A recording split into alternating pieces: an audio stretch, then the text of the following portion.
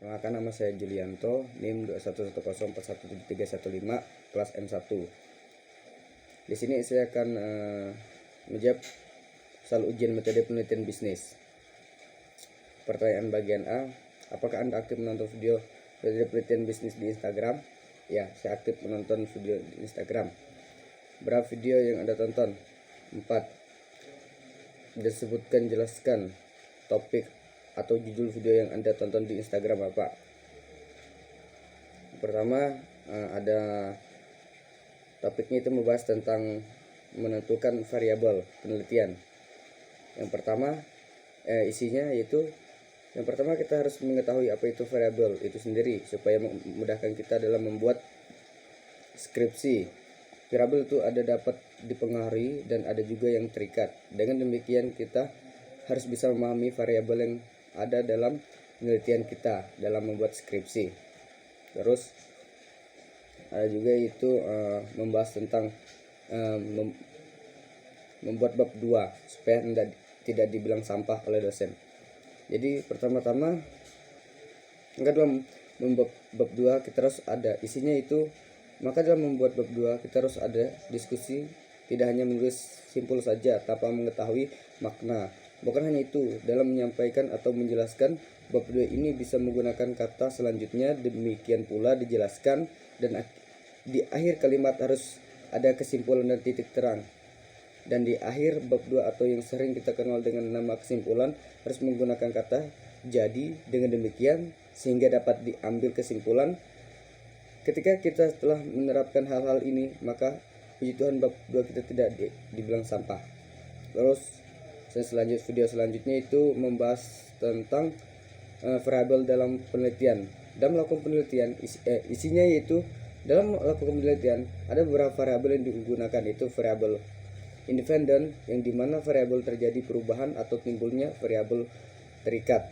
Terus ada namanya variabel moderator, yaitu variabel ini dapat mempengaruhi arah atau variabel bebas dan terikat. Selanjutnya ada juga variabel intervening. Variabel ini merupakan sebuah faktor secara teoritis mempengaruhi fenomena yang Anda teliti, akan tetapi tidak dapat dilihat, diukur, dan dimanipulasi. Terus yang terakhir yaitu variabel kontrol, adalah variabel yang dikendalikan atau dibuat konstan sehingga pengaruh variabel bebas tidak dipengaruhi faktor luar yang tidak diteliti. Terus video yang terakhir yaitu membahas tentang cara membuat bab 2 pada skripsi.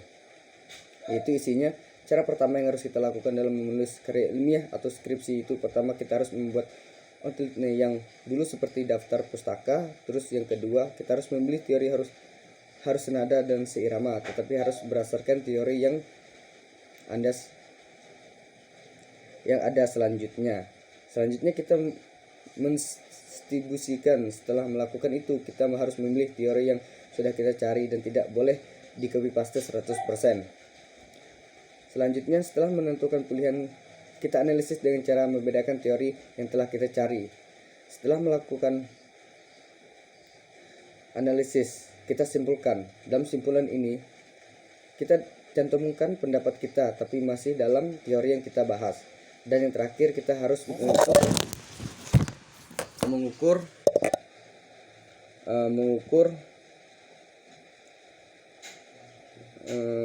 menunjukkan indikator yang ada pada bab 2. Terus pertanyaan yang B, apakah Anda memberi komentar terhadap video perilaku konsumen yang ada tonton di Instagram Bapak? Ya, saya memberikan komentar. Berapa jumlah video perilaku konsumen dan menjelaskan isi dari komentar mengenai video penelitian bisnis yang Anda tonton. Seperti saya jelaskan tadi, ada yang beberapa. Selanjutnya, manfaat apa yang dapat Anda peroleh dari menonton video metode penelitian bisnis di Instagram Bapak? Manfaatnya itu saya bisa menambah wawasan dan juga menambah pengetahuan saya, dan juga saya dapat menerapkan mungkin sistem-sistem ini ketika saya melakukan atau membuat skripsi, sehingga sangat bermanfaat sekali buat saya. Terus yang Anda tonton. Terus pertanyaan B, soal bagian B berkenaan dengan metode penelitian bisnis. Soal yang pertama yaitu jelaskan bagaimana cara menentukan judul dan bagaimana cara merumuskan judul yang baik. Yang pertama, pikirkan bidang atau topik apa yang kamu suka, karena dengan mencari judul berdasarkan minat atau topik yang kamu suka, maka dalam proses penyelesaiannya pun akan terasa lebih mudah. Terus yang kedua itu mencari tahu informasi terbaru. Dengan mencari informasi terbaru, kita bisa mengetahui banyak informasi yang baru terjadi sehingga kita memiliki banyak referensi. Selanjutnya itu ada membaca banyak referensi. Dengan banyak membaca referensi bisa mempermudah kita dalam menentukan judul yang baik. Bahkan sampai isi skripsi pun mudah kita tulis atau kita cantumkan. Yang selanjutnya itu berpartisipasi dalam seminar atau proyek dosen. Dengan mengikuti hal tersebut, kita dapat menambah pengetahuan dan bisa membantu kita dalam menulis judul skripsi. Terus yang selanjutnya itu ada konsultasi dengan dosen pembimbing. Dan dengan kita konsultasi, kita dapat menambah wawasan atau cara supaya dapat bisa menentukan judul yang baik dan benar. Terus cara merumuskan judul yang baik yaitu judul dibuat singkat, jangan terlalu panjang, dan judul juga harus konsisten dengan perumusan masalah. Terus judul harus bisa menggambarkan isi penelitian secara keseluruhan. Judul harus berisi variabel-variabel yang akan diteliti. Judul penelitian harus memperhatikan pendekatan yang dipilih, kuantitatif atau kualitatif. Terus yang selanjutnya, judul adalah penggagasan bahwa masalah yang dijadikan penelitian penting untuk diteliti. Selanjutnya, hendaknya judul mengandung satu variabel atau dua variabel yang akan dilakukan penelitian.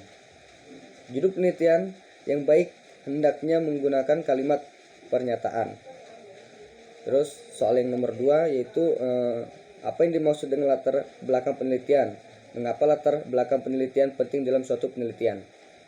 Jadi latar belakang penelitian adalah penjelasan singkat mengenai topik atau objek penelitian serta menggambarkan alasan topik yang dipilih penting untuk dibahas. Mengapa latar belakang penelitian penting dalam suatu penelitian? Yaitu dikarenakan latar belakang memberi alur berpikir sehingga mempermudah peneliti untuk mensistematisir persoalan yang ingin dipecahkan. Selanjutnya pertanyaan nomor 3 yaitu jelaskan bagaimana cara merumuskan masalah dan beserta contohnya. Jadi yang pertama kita buat secara spesifik. Mengapa demikian? Karena dalam menulis rumusan masalah tidak perlu dijabarkan secara panjang lebar. Selain itu, rumusan masalah bentuknya sebuah pertanyaan, jadi cukup ditulis secara singkat, padat, dan jelas. Yang kedua, menentukan metode penelitian yang sesuai. Mengapa demikian? Karena tentu saja kita harus menentukan terlebih dahulu metode penelitian yang sekiranya tepat dengan tema yang akan diangkat. Yang ketiga, mencari wawasan teori-teori yang mendukung metode penelitian yang dipilih. Dengan melakukan hal yang di atas, kita akan mudah menentukan konsep yang pas dan cocok untuk digunakan. Yang keempat, kreatif melihat fenomena di sekeliling. Mengapa demikian? Karena sebenarnya rumusan masalah itu banyak sekali di sekeliling kita jika kita membidiknya. Jadi kita harus kreatif melihat fenomena di sekeliling kita. Yang kelima, gunakan 5W plus 1H. Dengan menggunakan 5H plus 1H, L5W plus 1H, kita cukup membuat pertanyaan yang menarik sebanyak mungkin yang kita minati. Contohnya, rumusan masalah tentang pergaulan bebas di kalangan remaja.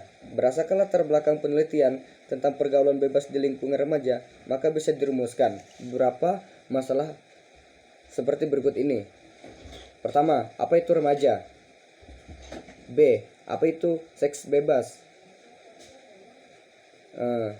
C, A, apa itu remaja? B, apa pengertian pergaulan bebas?